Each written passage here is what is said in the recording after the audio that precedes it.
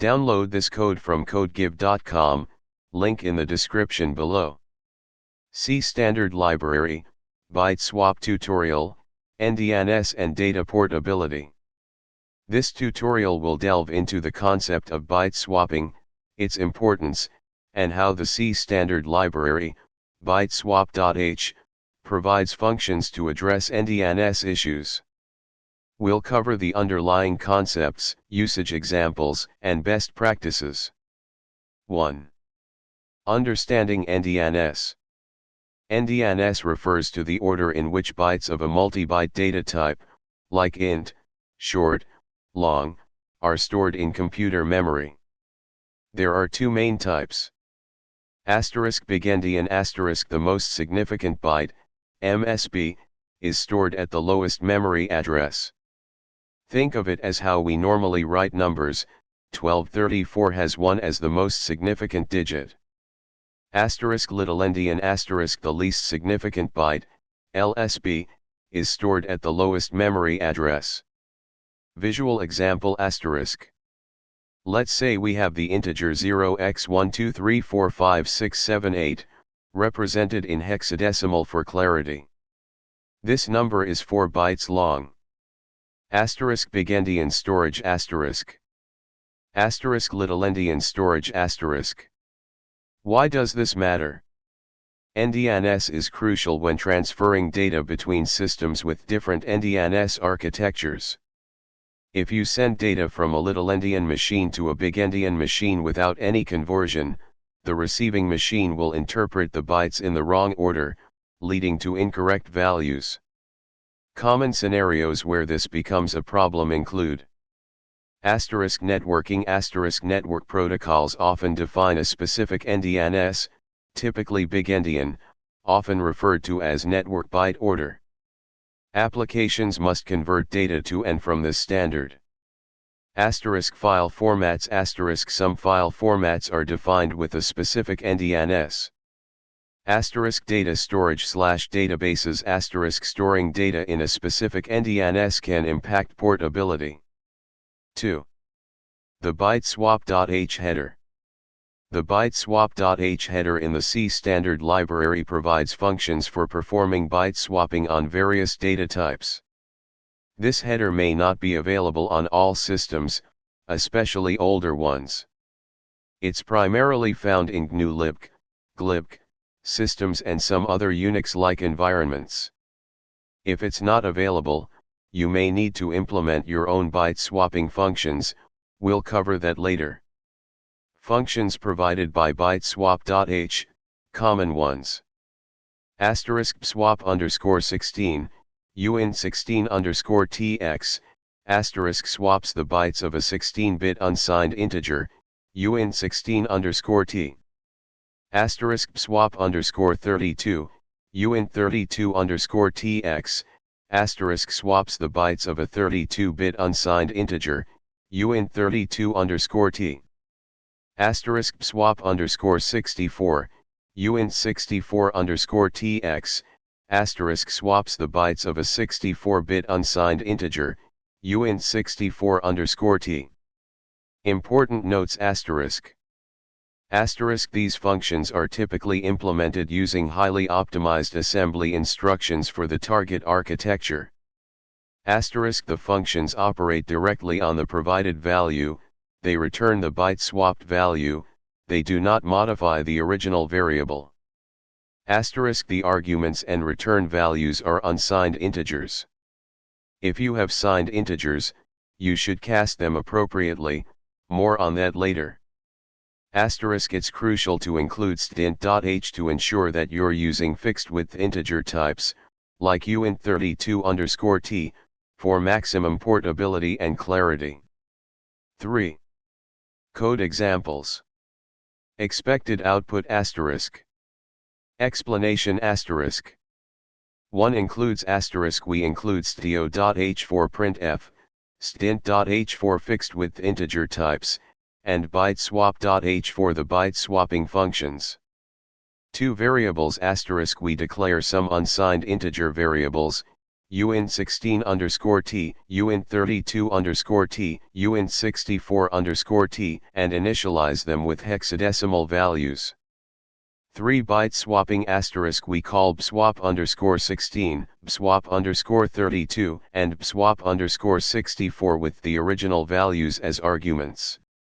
The return values are stored in new variables, swapped_16, swapped_32, swapped_64.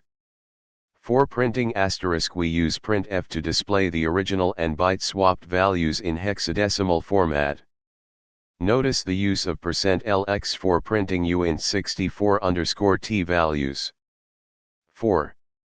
Handling signed integers. The bswap_* functions operate on unsigned integers. If you need to byte swap a signed integer, you should cast it to an unsigned type before swapping and then cast it back to a signed type afterward. Here's an example. Explanation *. 1 casting * we cast the signed underscore int to uint32_t before passing it to bswap_32. 2 casting back * we cast the result of bswap_32, which is a uint32_t, back to int32_t to get the byte swapped signed integer. Important consideration * be mindful of potential overflow issues when casting between signed and unsigned types. If the unsigned representation of the signed integer is larger than the maximum value of the unsigned type, you might encounter unexpected behavior. In most cases, this won't be a problem, but it's something to keep in mind. 5. Detecting endianness at runtime. Sometimes you need to determine the endianness of the system at runtime to decide whether to perform byte swapping. Here's a common way to detect endianness.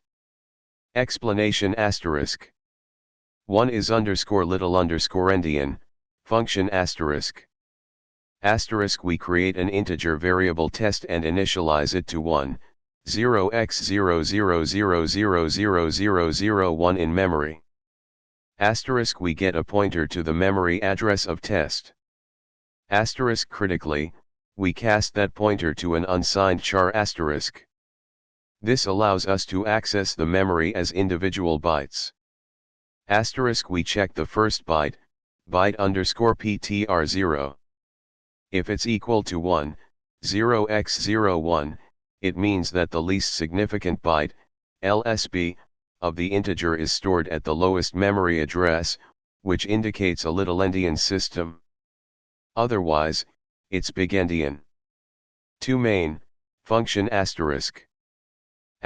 we call is _little_endian, to determine the system's endianness. * we print a message indicating whether the system is little-endian or big-endian. 6. Implementing byte swapping manually, if byteswap.h is not available.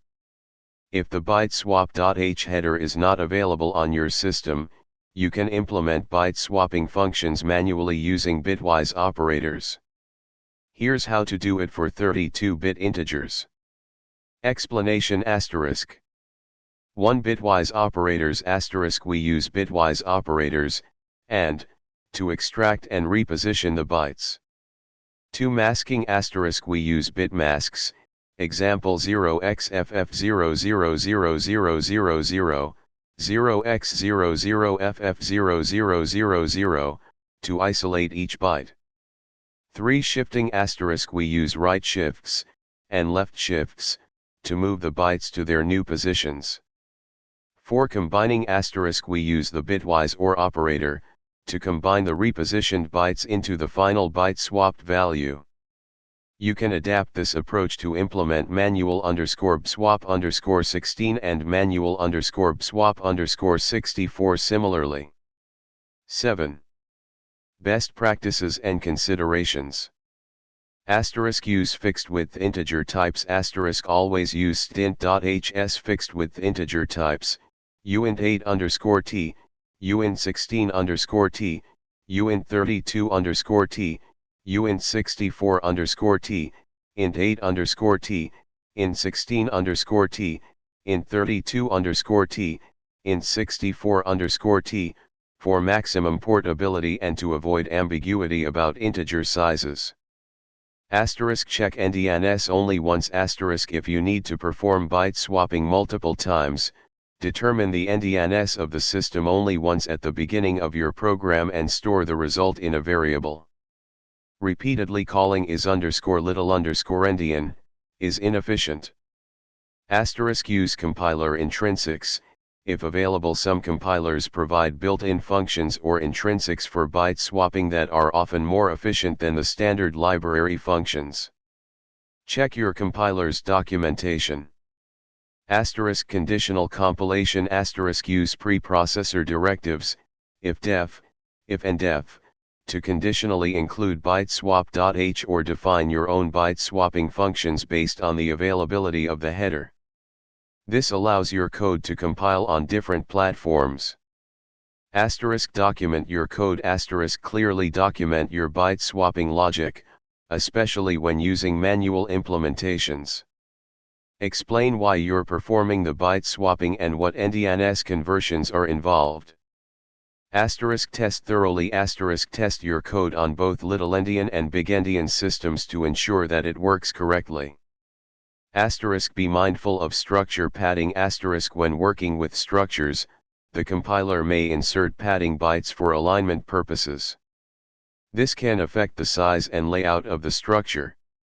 If you're transferring structures between systems with different endianness, you may need to consider structure packing or serialization to ensure correct data interpretation. Consider serialization libraries.